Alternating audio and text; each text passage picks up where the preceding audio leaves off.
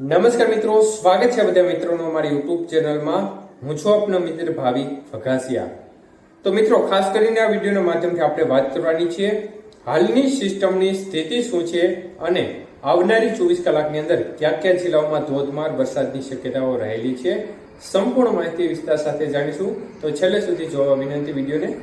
તો મિત્રો, ખાસ કરીને સિસ્ટમની સ્થિતિ જોવા જઈએ તો જે સાયક્લોનિક સર્ક્યુલેશન સિસ્ટમ ગઈકાલે હતી તે ગઈકાલે લો પ્રેશરમાં ફેરવાઈ હતી અને હવે ક્રમશઃ જમીની ભાગો ઉપર આવી ગઈ છે. સિસ્ટમ ક્રમશઃ આગળ વધી અને હાલ ઓડિશા લાગુ આંધ્રપ્રદેશ અને છત્તીસગઢના ભાગો નજીક હાલ આ સિસ્ટમ જોવા મળી રહી છે અને ખાસ કરીને સિસ્ટમ ઉત્તર પશ્ચિમ ઉત્તર દિશા તરફ ક્રમશઃ આગળ વધતી નજરે પડી રહી છે, જેની અસર સ્વરૂપે રાત્રિ દરમિયાન અનેક વિસ્તારોમાં પણ ગુજરાતના ભાગોમાં જોરદાર વરસાદ પણ જોવા મળ્યો છે.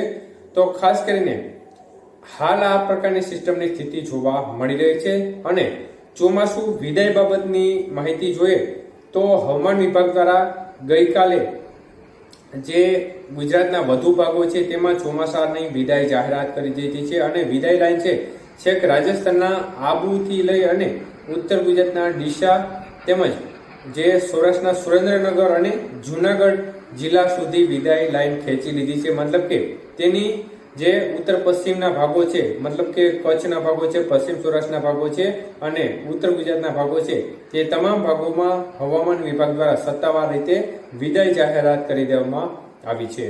તો આમ જોવા જઈએ તો હવામાન વિભાગે થોડી ઉતાવળ કરી હોય તે પ્રકારની સ્થિતિ પણ આપણે ચોક્કસપણે કહી શકીએ, કારણ કે આ સિસ્ટમ આવતી હતી તો સિસ્ટમ ગયા બાદ તે વિદાય જાહેરાત ચોક્કસપણે કરી શકે, કારણ કે અત્યારે છૂટો છવાયો વરસાદ પડવાની શક્યતાઓ પણ આ સિસ્ટમના કારણે જે વિદાયવાળા ભાગો છે તેમાં પણ લાગી રહી છે, જેના પરિણામે વિદાયમાં થોડી ઉતાવળ હવામાન વિભાગે કરી હોય તેવું લાગી રહ્યું છે.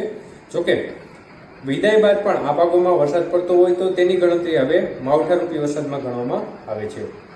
તો વિદાય બાદ પણ વરસાદ પડી શકે છે, એટલે વિદાય થઈ ગઈ એટલે એવું ના સમજવું કે વિદાય ત્યાં થઈ ગઈ હોય ત્યાં વરસાદ ના પડે.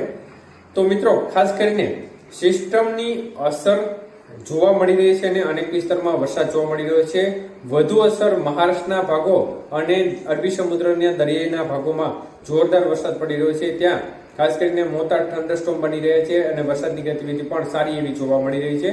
જોકે સિસ્ટમ હવે જેમ ક્રમશઃ આગળ વધશે તેમ વરસાદના વિસ્તારો થોડા ઉપર તરફ શિફ્ટ થતા જશે, એટલે સૌરાષ્ટ્રના ભાગો અને જે ગુજરાત રિજનના ભાગો છે તેમાં વરસાદની ગતિવિધિ વધવા તરફ રહેશે.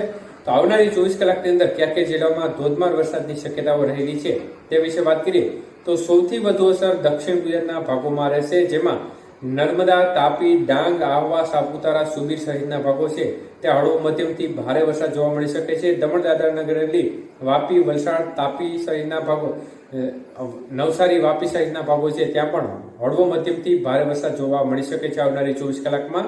અને સુરત, ભરૂચ આજુબાજુના ભાગોમાં પણ છૂટો છવાયો હળવો મધ્યમ વરસાદ જોવા મળી શકે છે.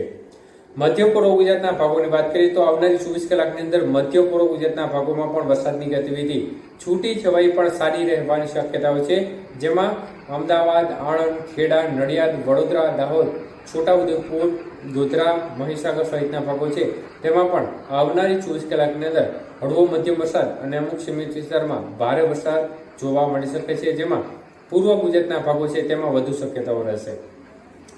તો મિત્રો, સૌરાષ્ટ્રની વાત કરીએ તો સૌરાષ્ટ્રના ભાગોમાં પણ વરસાદની ગતિવિધિમાં આજે વધારો થઈ શકે છે અને બપોર બાદ આજે ભાવનગર જિલ્લાના ભાગો છે, અમરેલી જિલ્લાના ભાગો છે, ગીર સોમનાથ જિલ્લાના ભાગો છે, જુનાગઢ જિલ્લાના ભાગો છે, બોટાદ જિલ્લાના ભાગો છે અને અમરેલી જિલ્લાને લાગુ રાજકોટ જિલ્લાના અને સુરેન્દ્રનગર જિલ્લાના અમુક ભાગો સુધી વરસાદની ગતિવિધિ છૂટાછવાયા ભાગોમાં આજે પણ જોવા મળી શકે છે. જોકે આવતીકાલથી વરસાદની ગતિવિધિમાં સૌરાષ્ટ્રના ભાગોમાં થોડો વધુ વધારો થવાની શક્યતાઓ છે, પરંતુ આ જિલ્લાઓમાં આજે વરસાદની ગતિવિધિ છૂટાછવાયા ભાગોમાં જોવા મળે. બાકીના સૌરાષ્ટ્રના ભાગોમાં એકંદરે સામાન્ય ઝાપટાને બાદ કરતા વરસાદની ગતિવિધિ એકંદરે ઓછી રહે અને અમુક સીમિત વિસ્તાર હોય ત્યાં થંડરસ્ટોર્મ બને તો ત્યાં સારો વરસાદ પડી જાય, પરંતુ થંડરસ્ટોર્મ વાળા વિસ્તાર પણ ઓછા રહે. તો ઉત્તર ગુજરાતના ભાગોની વાત કરીએ તો ઉત્તર ગુજરાતના ભાગોમાં ખાસ કરીને જે ઈડર, ખેડબ્રહ્મા, અરવલ્લી, મહેસાણાના ભાગો છે, ડીસા આજુબાજુના ભાગો છે ત્યાં છૂટો છવાયો વરસાદી માહોલ, મોડાસા આજુબાજુના ભાગોમાં જોવા મળી શકે છે.